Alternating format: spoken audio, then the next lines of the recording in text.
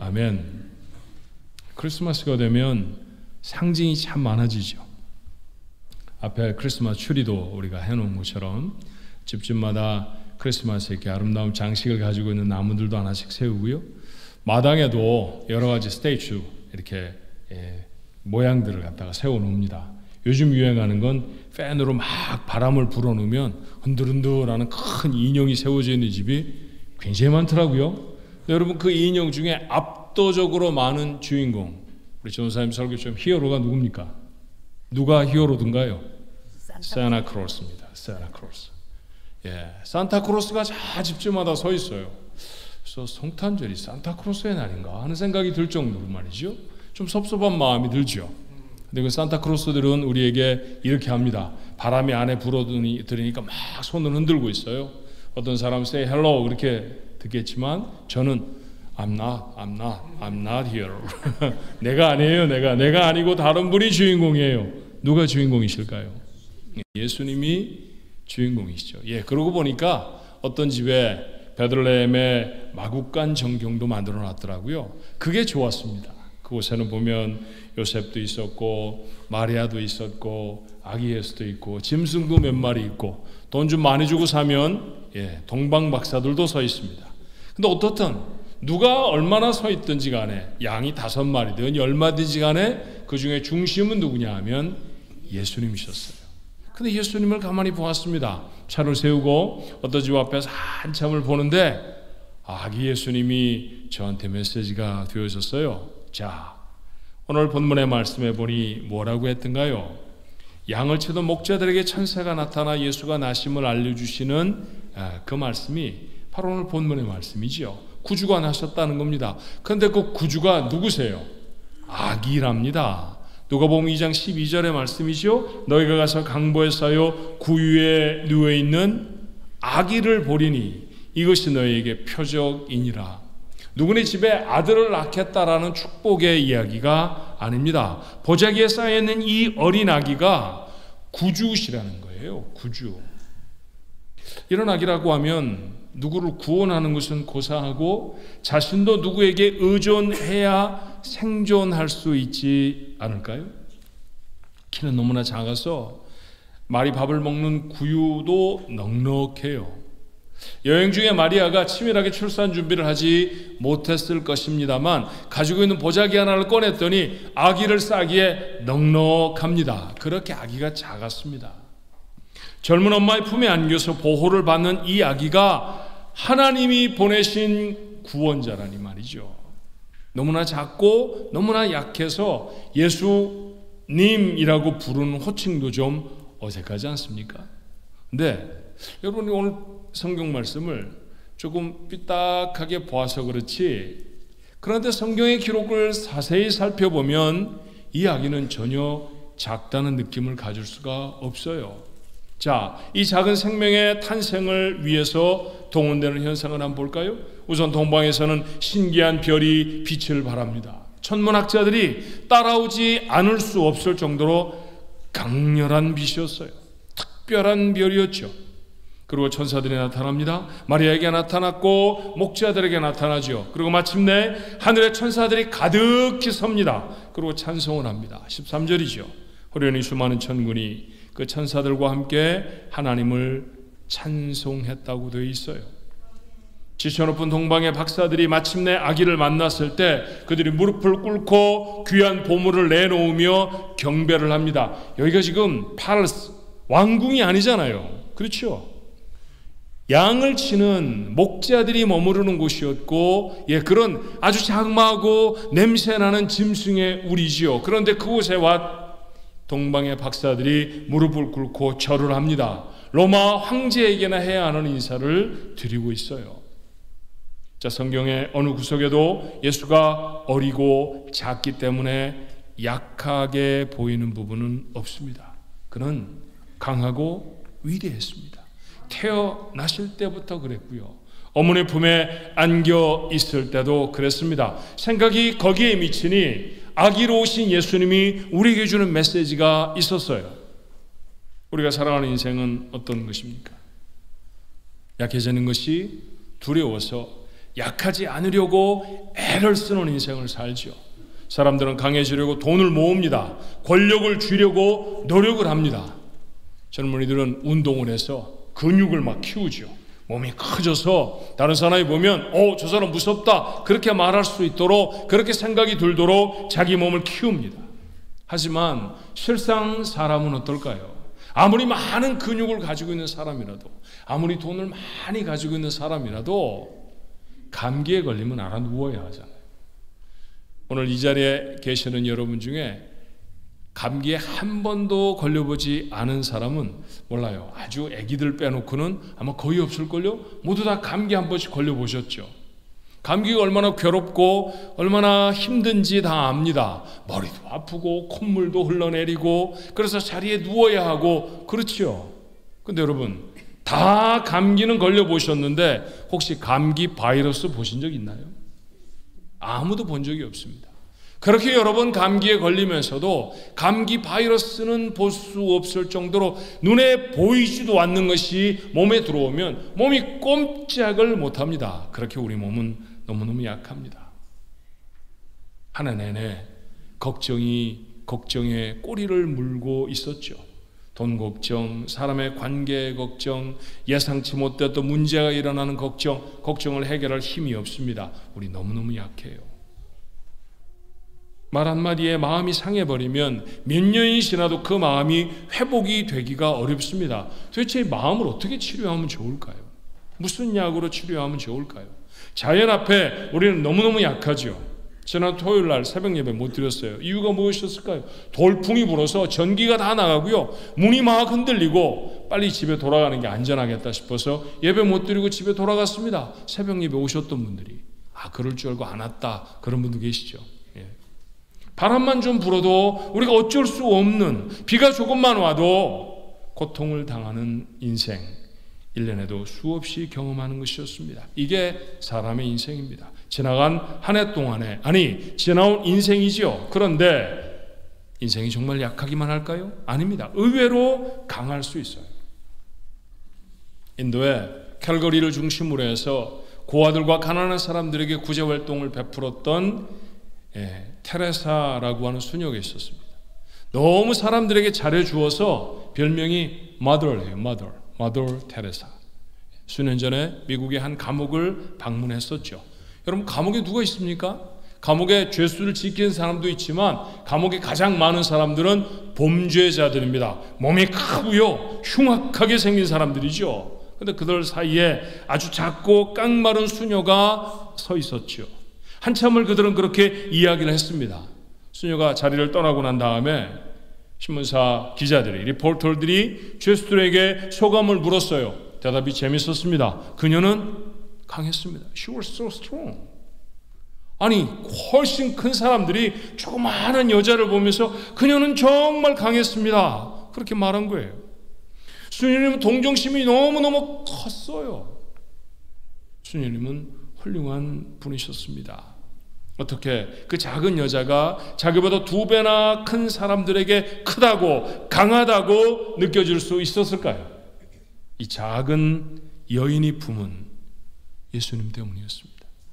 예수님을 품으면 강해지죠. 맞아요. 예수님을 품은 인생은 예 없이 강합니다. 성경에 수많은 사람들이 있지만 둘로 딱 나누면 예수님을 품어 강한 사람, 그런데 겉으로 보기에 강해지려고 애를 쓰지만 그 안에 예수를 담지 못해 하염없이 약한 사람, 아마 그렇게 나눌 수 있지 않을까요? 그 중에 한 사람, 베드로를 생각해 보십시다. 그를 향한 사람들의 말이 이랬습니다. 사도행전 4장 13절의 말씀해 보니 그들이 베드로와 요한이 담대하게 말함을 보고 그들을 본래 학문 없는 범인으로 알았다가 놀랬다는 거죠. 공부 많이 못한 사람들인데, 학교 많이 다니지 못한 사람들인데, 그게 좀 무식한 사람들일 건데, 배경이 좀 없는 사람일 텐데 그렇게 생각했었습니다. 그런데 아무도 하지 못할 일을 합니다. 성전에 들어가는 미문, Beautiful Gate라고 하는 그 문 앞에 구걸을 하던 사람 누가 이렇게 세웁니까? 은과 금은 내게 없으되 나사렛 예수 그리스도의 이름으로 명하노니 일어나 걸으라. 한 번도 일어나 걸어보지 못한 사람이 베드로의 그 메시지에 일어나 걷습니다. 아무도 고칠 수 없었던 안진뱅이 베드로가 고쳤습니다. 배우지 못한 사람이었다고요? 그런데 수없이 많은 배움을 가지고 있었던 수천 명의 유대인들 앞에 단 한 편의 설교로 그들이 주님께로 돌아올 수 있도록 그들의 마음에 지진을 일으킨 사람도 베드로였죠. 이런 소동이 일어나자 대제사장이 그를 법정에 세웁니다. 그런데 그들 앞에서 담대하게 하나님의 말씀을 선포해요. 그는 배경도 학벌도 없었지만 그 자리에 모인 사람 중에 가장 강했습니다. 왜 그랬을까요? 고기잡이에서 돈을 많이 벌어서예요? 힘이 세서인가요? 아닙니다. 그가 품었던 예수님 때문이었습니다. 베드로가 전혀 다른 백그라운드를 가진 사람 한 사람 살펴보면 바울 같은 사람이죠. 우리는 신약 성경에서 바울보다 더 강한 사람을 찾기가 어렵습니다. 많이 배웠지요, 집안 좋지요, 공부 잘하지요, 여러 나라 말하지요. 근데 그래서 강했을까요? 그래서 그가 되고 싶었던 랍비가 되어져도 그는 그렇게 강했겠습니까? 아닙니다. 그는 그 자신을 갈라디아 교회에 이렇게 소개해요. 갈라디아 2장 20절에 내가 그리스도와 함께 십자가에 못 박혔나니 그런즉 이제는 내가 사는 것이 아니요 오직 내 안에 그리스도께서 사신 것이라. 이제 내가 육체 가운데 사는 것은 나를 사랑하사 나를 위하여 자기 자신을 버리신 하나님의 아들을 믿는 믿음 안에서 사는 것이라. 학문이 뛰어나고 남이 부러워하는 신분을 가졌던 바울, 십자가에서 죽었다는 거예요. 그리고 지금 그가 살아있는데 그가 살아있는 것은 누구라는 겁니까? 그 안에 예수님이 살아계시는 거고요. 자신 안에 살아계신 예수님을 믿는 믿음으로 산다는 거죠. 그가 왜 그렇게 강했을까요? 그가 가는 곳마다 복음이 전해지고 교회가 세워지며 그의 손수건만 사람 앞에 덮어도 그 병이 낫거나 살아날 수 있었던 까닭이 무엇일까요? 그의 안에 예수가 있었기 때문입니다. 주님을 품은 자, 예수님이 함께하는 사람은 결코 약하지 않을 수 있습니다. 가장 강한 인생이 될 줄로 믿습니다. 예수님이 태어나셨을 때 성경 그분의 이름을 이렇게 소개하죠. 마태복음 1장 23절에 보라 처녀가 잉태하여 아들을 낳을 것이요 그의 이름을 임마누엘이라 하리라 하셨으니 이를 번역한즉 하나님이 우리와 함께 계시다 함이라. 우리 배종사님 How amazing 그랬어요. 하나님이 우리와 함께 계시. 얼마나 놀라운 일입니까? 정말 놀라운 일이죠. 하나님이 우리와 함께 하십니다. 여러분 생각해 보세요. 임기가 한 달밖에 남지 않은 미국의 프레지던트 조 바이든이 우리와 함께 예배를 드린다고 하면 여러분 하면 저 안 쳐다볼걸요? 그 사람 쳐다보느라고 뭐 고개가 자꾸 비뚤어질걸요? 그렇죠.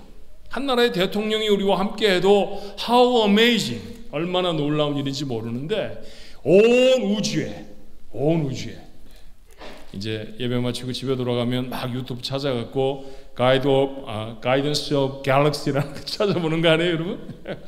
갤럭시, 온 우주의 주인이신 하나님이 우리와 함께 하시는 게 얼마나 놀랍습니까?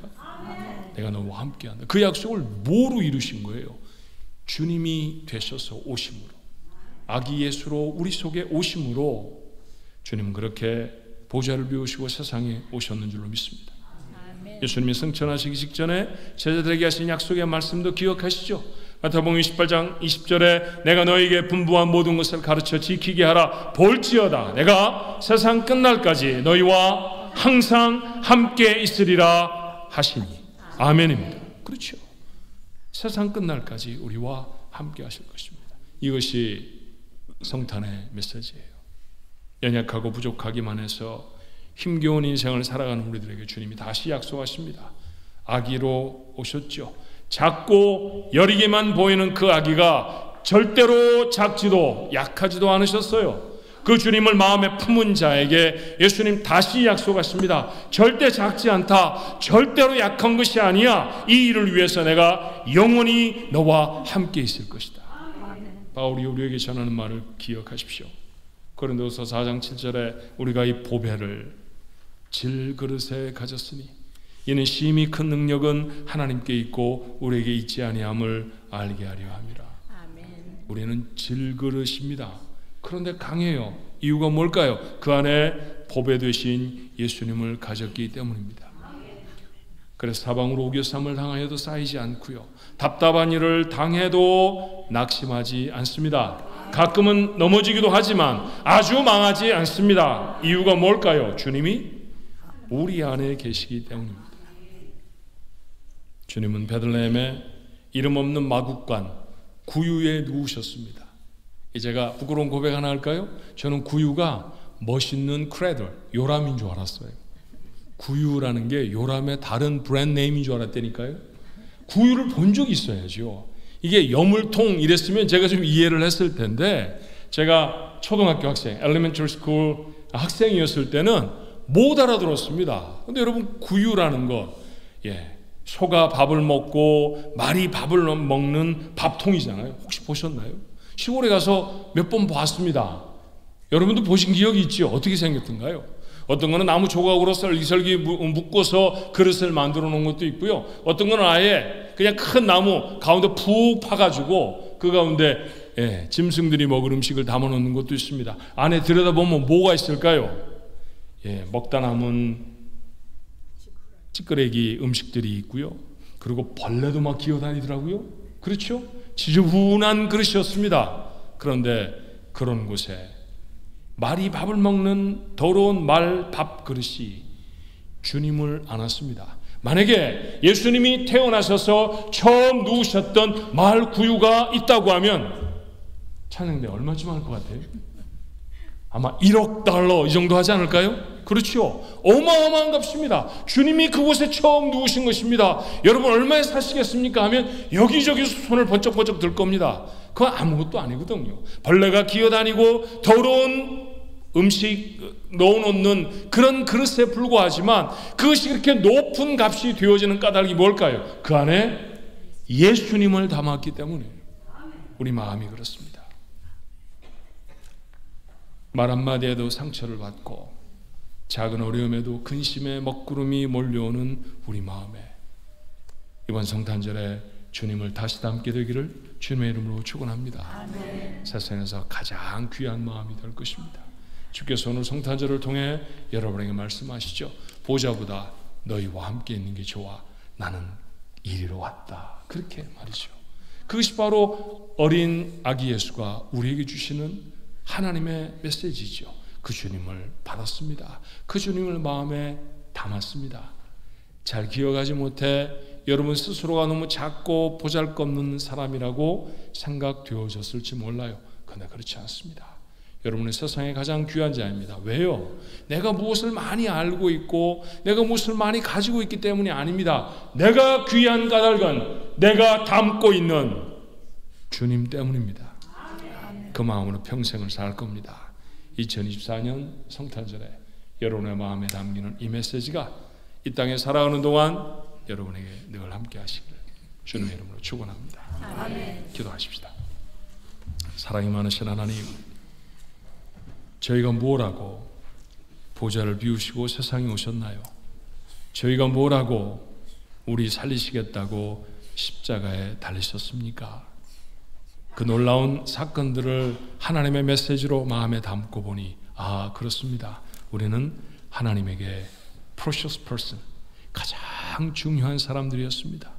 우리 안에 주님을 모셨으니 우리는 가장 소중하고 가장 힘있고 가장 강한 자가 될 줄로 믿습니다. 두려워하지 않게 하옵소서. 때때로 넘어지지만 아주 망하지 않을 겁니다. 때때로 우겨싸임을 당하지만 그렇지만 이길 것입니다.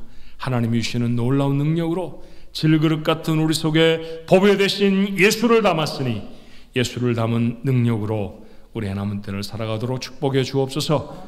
2024년 성탄절에 우리 가족들이 함께 모여 하나님 앞에 예배하는 이 자리에 하나님 그 놀라운 메시지로 우리와 함께해 주시옵소서. 예수님의 이름으로 간절히 기도하옵나이다.